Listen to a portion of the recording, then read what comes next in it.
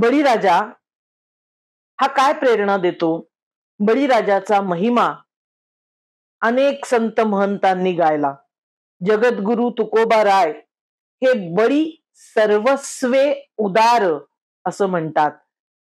म्हणजे इतिहासातल्या पुराणातल्या आपण जर गोष्टी वाचल्या तिथे सुद्धा म्हणजे ज्या परंपरावाद्यांनी लिहिलेल्या संहिता आहेत त्याच्यात सुद्धा बळीराजा हा न्यायी राजा होता, बळीराजा सद्गुणी होता, बळीराजा उदार होता, असं गुणगौरव बळीराजाचं केलं गेलेलं दिसतं.